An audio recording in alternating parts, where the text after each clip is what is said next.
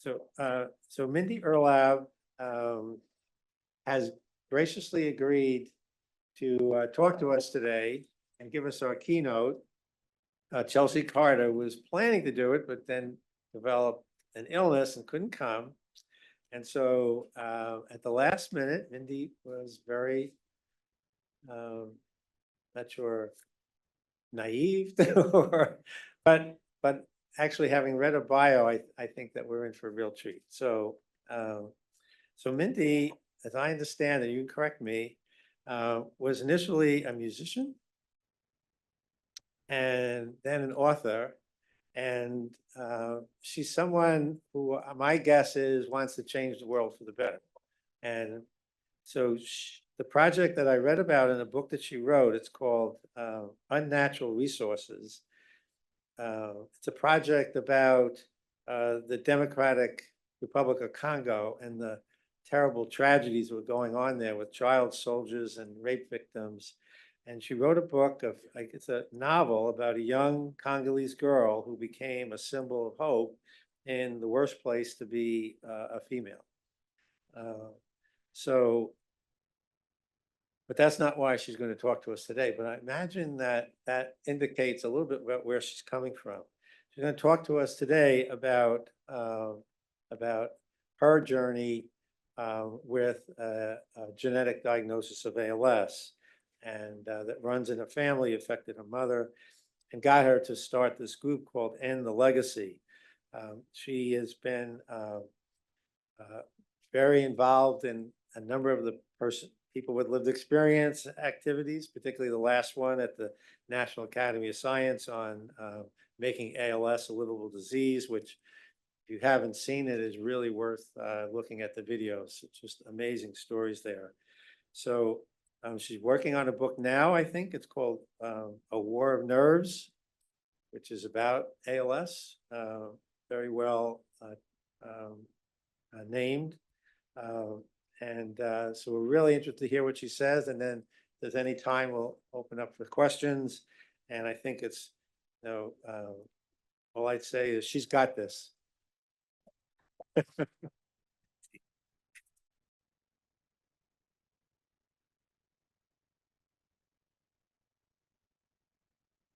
Thank you. Good morning, everyone. My name is Mindy Urhlaub, and I'm an asymptomatic carrier of the C9orf72 gene, which causes the rare neurodegenerative diseases, ALS and FTD. I know that Dr. Chelsea Carter was going to speak on the subject of how inequity impacts diagnosis, treatment, engagement, and clinical care and research trials. Unfortunately, she's ill, so I'm here to discuss the same topics, only from the perspective of a person with a lived experience of a rare disease. My story begins with my grandfather, Milton, who died of ALS just before I was born. My mom, Sharon, who we all called Nani, was only in her early 20s, living at home with her parents when Milton became ill. She was already a person who had experienced ALS back in the 1960s, way before she developed the symptoms of her own disease. In 2011, the gene mutation C9orf72 for ALS and FTD was discovered. When my Nani developed drop foot in 2016, nobody listened to her when she told them that my grandfather had died of ALS.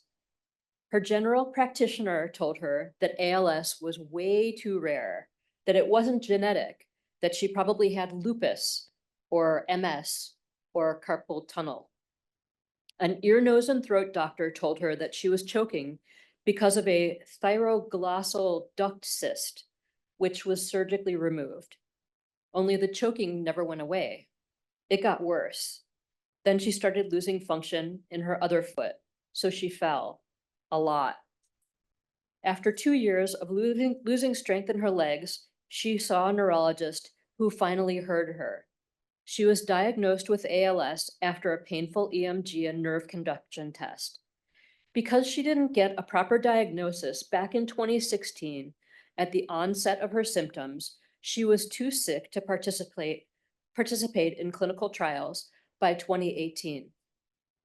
I knew that Milton had died of ALS, and I knew that my nanny had ALS, so I asked her if I should get a genetic test.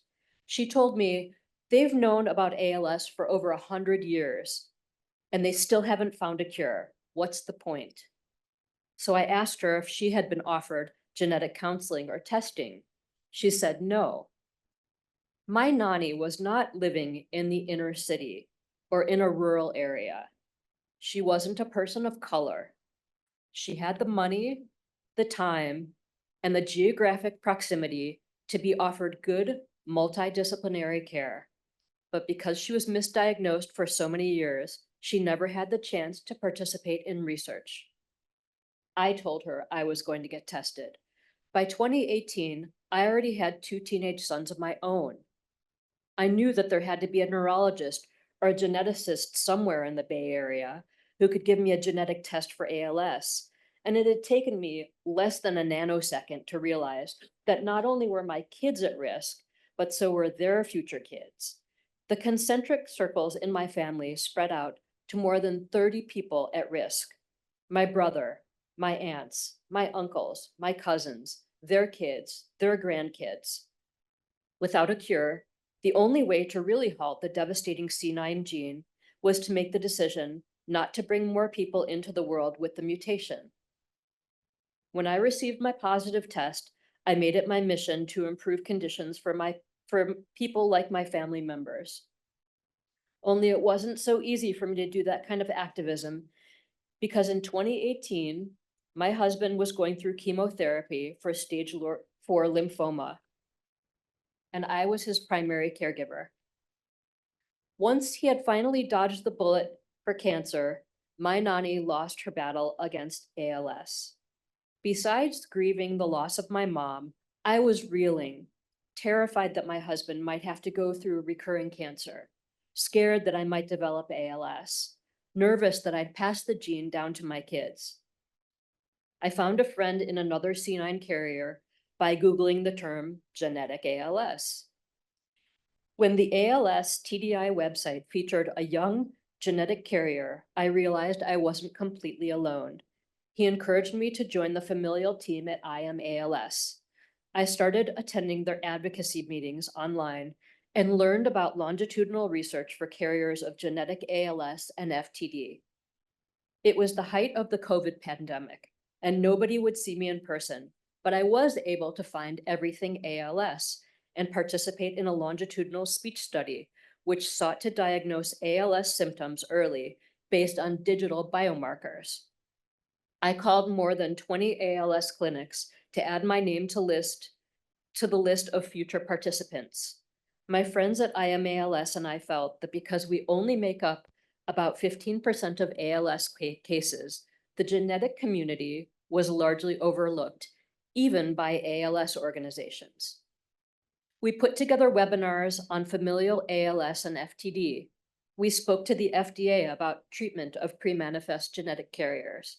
We raised our voices about access to ALS medications in order to stave off symptom onset. We urged the medical community to acknowledge that even as pre-manifest carriers, we were still patients. We talked to everyone we could to listen to our tragic stories about loss, trauma, and hope for a cure. By the time there was a COVID vaccine and it was safe for me to travel again, my name came up for in-person research. I started donating my blood, my urine, stool samples, spinal fluid, EMG results, my cognitive test results, my MRI images, and most importantly, my time to anyone who called on me. When there was a speaking opportunity like this, I took it. And because I represented just 15% of people with a rare neurodegenerative disease, I felt compelled to be the loudest voice in the room. Speaking of voices, back in 2018, when I received my genetic results, I started writing my memoir, A War of Nerves, which details my trajectory from ALS worrier to ALS warrior. And my hope is that when it gets published, it will help people impacted by rare diseases. Last year, my friends at the familial team at IMALS and I founded our own organization called End the Legacy. It's for people affected by genetic forms of ALS and FTD. We advocate for, educate, and support our growing community. After just a year, we have a 600-person mailing list, and last month we had our first in-person community summit in Chicago. Another exciting thing that happened was I was nominated onto a committee at the National Academy of Science, Engineering, and Medicine. The 18-person committee's task was to draft a report on how to make ALS a livable disease, and we had just a year and a half to do it. The group was made up of experts in neurology, research, bioethics, pulmonology, nursing, the VA, palliative care, and pharma. There were also folks personally impacted by ALS. By collaborating, we were able to come up with several actionable suggestions on how to improve policy around ALS, to better care for patients and genetic carriers, to support ALS caregivers, and to guide patients to faster diagnosis.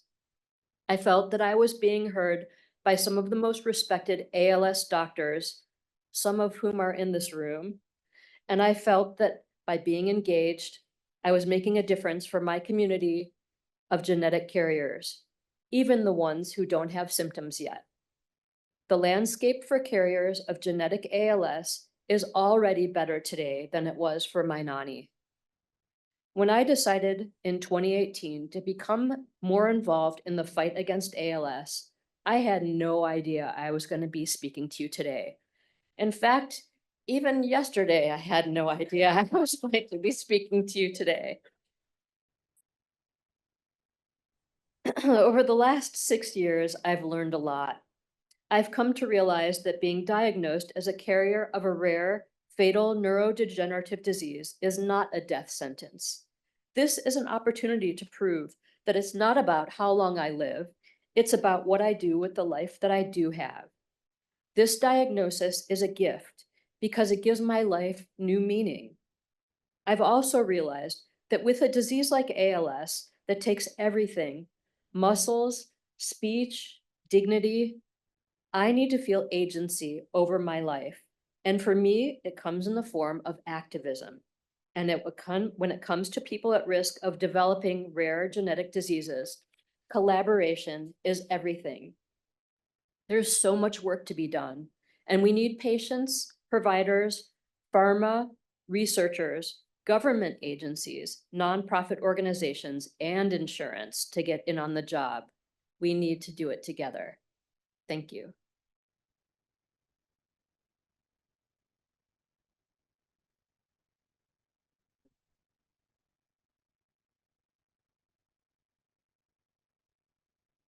Does anybody have any questions? Sorry. Does anybody have any questions?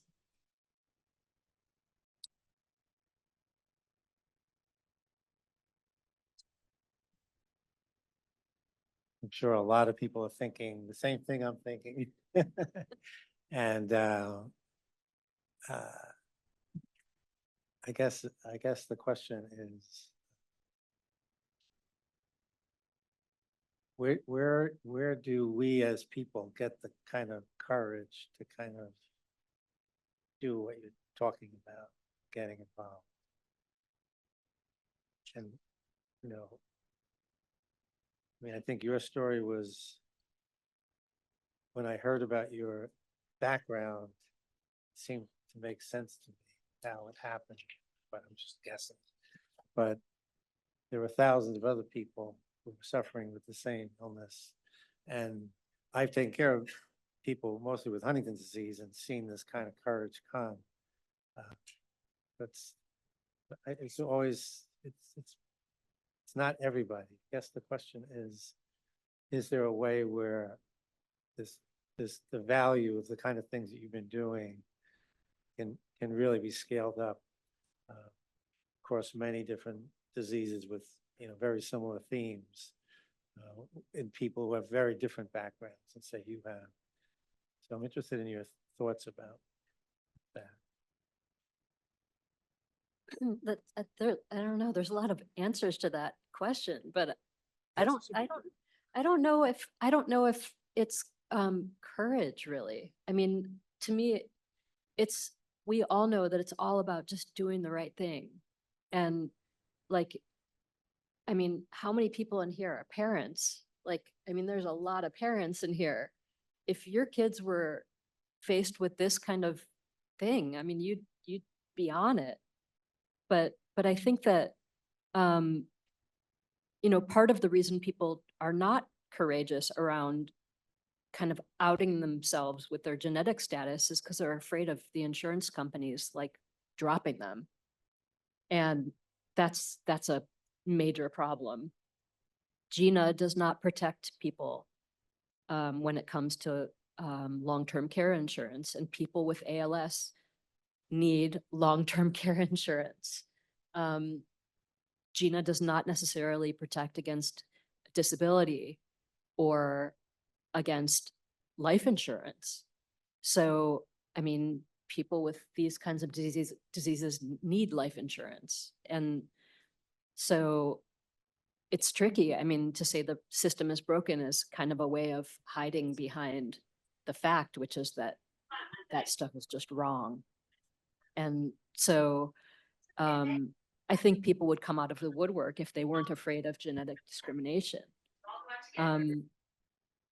But as far as like putting on your, honey badger pants or whatever you're gonna do and like, be strong or whatever, I just think that we're all here as activists. Like we are all here as activists, even if it's our job to be here. And we all put on our big girl pants or whatever, and do it. And so I do have to go back to the fact that I did have great role models in the Democratic Republic of Congo. These women are incredible. And so I had really good role models in standing up to things that are unjust. And yeah, so we're all kind of in this together. We're all strong enough to do this. And I think that a lot of people who are patients sometimes don't feel that they have the strength, but the truth is that they're already they're already the boots on the ground. They're the ones who are doing the work. They're doing their work in their own way. So, yeah. And Mindy, that was a great talk. Thank you very much. I'm Jim Beck from the Parkinson's Foundation. Sure. So when you thought about genetic testing, which I think is something that a lot of neurologic diseases are beginning to face on that, what kind of resources were there for you, and how would you help other folks who don't have a diagnosed disease yet begin to navigate it? You bring up Gina and other issues. I'm just curious because I think that's really the next step for a lot of these other areas, is to begin to help unaffected family members. Well, I mean, there were no resources for me, actually. Like I thought I was the only person on earth whose family had ALS. Like I really had no idea. And I think a lot of people feel that way. So I think that the idea of multidisciplinary care is important, and the idea of people having access to primary care physicians who can diagnose diseases early, it's really important. But I think that people need to, even general practitioners need to think ALS, they need to think Parkinson's, they need to think about people's pedigrees when they're talking to their patients. And I think it would have been a lot easier for me had I found out that my mom had ALS and had the doctor who had diagnosed her reached out to me and said, "Your mom has ALS. You can, I know it's a HIPAA issue, right? But I think that there's a way around that. My mom could have given her doctor permission to talk to me, and then I would have gotten tested way before, and so would my whole family. So I think there are ways around it. It's just, you have to sort of almost think backwards about, how to find those resources. Thanks. Hi, thank you so much for your story, Mindy. I'm Phyllis Foxworth with the Huntington's Disease Society of America. And I will just share that the Huntington's is a genetic disorder that's entirely passed down from the parents, and they face very similar issues as the ALS community, with one slight difference in that it generally starts manifesting earlier in their prime years through mental health issues around cognition, executive function, depression, anxiety. So what I'm curious to know about is, we have the same challenge of activating and mobilizing individuals who are in the prime of their life, with work obligations, raising their own families, and probably taking care of a family member who is now in the later stages of Huntington's. So I was just curious from your organization, what kind of support programs do you have in place to reach out to those younger people who are facing so many of those life challenges and encouraging them to get engaged? Um, we had a pretty robust Facebook presence before we became an organization. And so we had been chattering quite a lot already. And we actually have a lot of people in our organization who are young people who are caring for their parents and who are considering bringing children into the world as well. Right now we're a pretty new organization. We've only been around for 1 year. So we're learning is the sort of short answer. I'd say in the Huntington's clinic that I was in Mass General, we had somebody from the Huntington's Disease Society in the clinic, which was tremendous because they could really talk to people at a level that was really valuable. And when it came to genetic testing, that really upped the ante of having that kind of conversation. Hi, Mindy. Thank you so much for sharing your story. What courage to share it, and especially at the last minute. I'm Laura Lubbers. I'm for Cure Epilepsy, and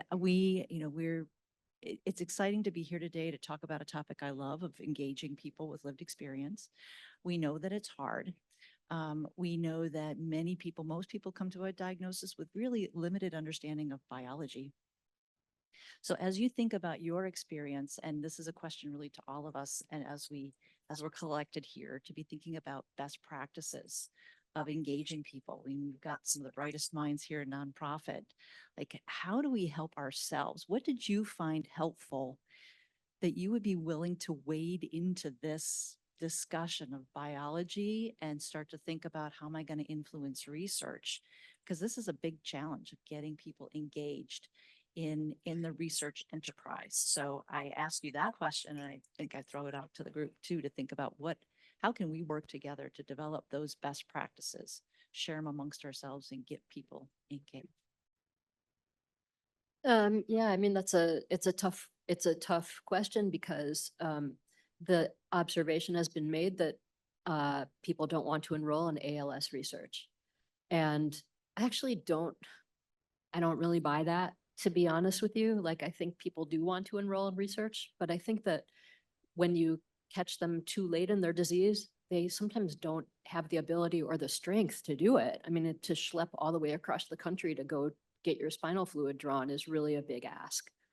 And so, I mean, I think that going back to what we were talking about before about contacting families who are at risk and doing it in a way that does not mess with HIPAA or with GINA or any other acronym, I think is really the idea is catch people early, get it on their radar before it becomes a thing.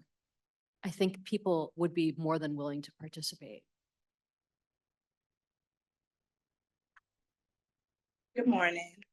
My name is Jacqueline Hall. I'm asking a question as a parent, but it's a two-part question. Did you have symptoms, or did you just go based on the fact that your grandfather and your mom was exposed? I don't have symptoms, and which is surprising because I'm in my mid-50s and this should be the time when potentially things could happen, but they're finding things about C9 that it's not as penetrant as they originally thought. So I might not actually develop symptoms. And yeah, I mean, I literally went because I have kids of my own and I thought, hey, you know, there's got to be research out there that could cure this thing before my kids are really at risk. And that's why I did it, to protect my kids. But, you know, really, the more I think about it, like, I think my life is worth saving too. So, um, I mean, I'm just now realizing that like, it would be really nice if I didn't lose all of my functions too. So that's, that's why I jumped in as early as I could. Okay. And the second part of my question, it doesn't go with Parkinson, but just things that are not genetic. So individuals who have other diagnoses like Crohn's or a rare form of Crohn's disease. A lot of people don't really want to come out and express what they're going through. How did you find the courage? Or what would you say to someone, a parent or a child or a sister or a mom who has someone that is experiencing that? What would you say to them to kind of go out and seek help or fight for that individual? I mean, I definitely believe in people's privacy. I don't think you have to out yourself if you don't want to.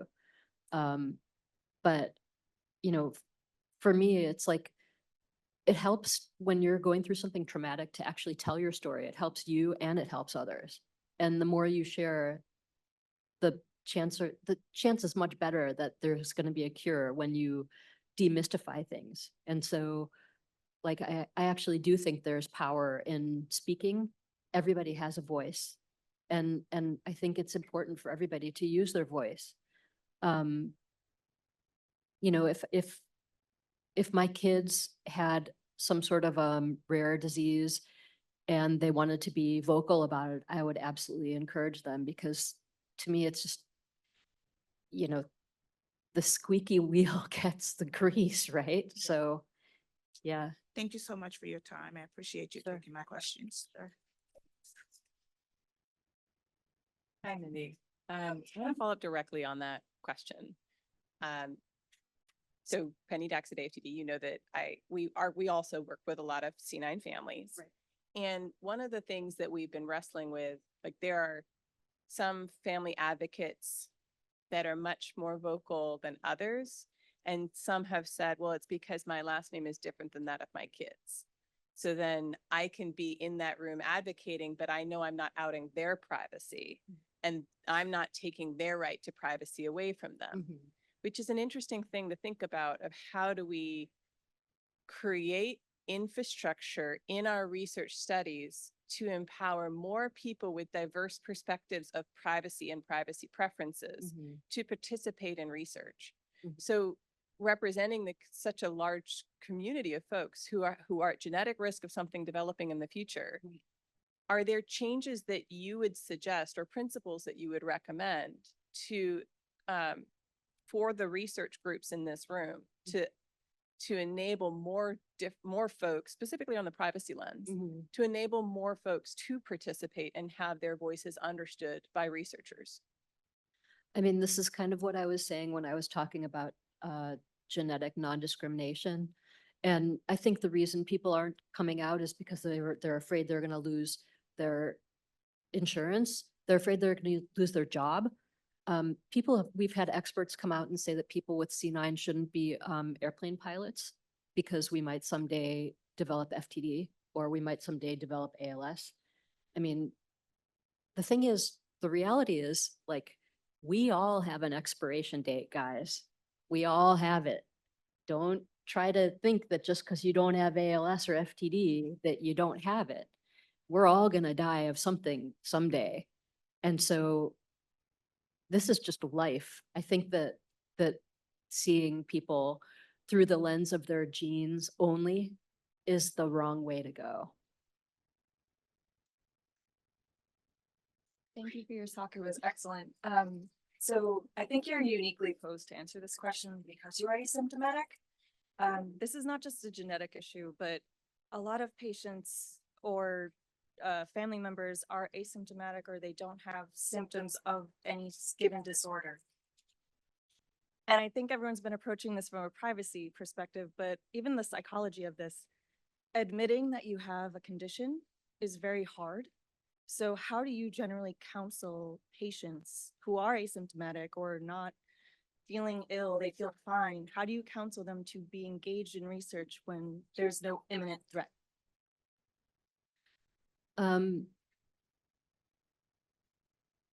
I guess I don't know. I've never had a problem being persuasive in that way. I don't know how to describe it. It's like, I speak to people like they're human beings and that helps. And, I'm not like Woody Allen about it. I'm not like waving my hands in the air all the time, like terrified, like there's a monster chasing me around. But, you know, really the idea is I try to lead by example. Like I try to say like, look, I'm like one person from like suburban Northern California. I'm not like in DC. I'm not marching. I'm not like I'm not doing I'm not doing big policy work. I'm just telling my story. And I think that to become active is actually really powerful. Like it actually, I mean, I used to be a really anxious person, and actually finding out this genetic diagnosis has been like the most empowering thing in my whole life. If and when I become symptomatic, I might feel really differently. But like right now, while I can talk about it, I'm going to. And I hope that other people will too, because we're only as strong as the numbers. And the more people that get in on this, the better we're all going to be. Mindy, thanks very much.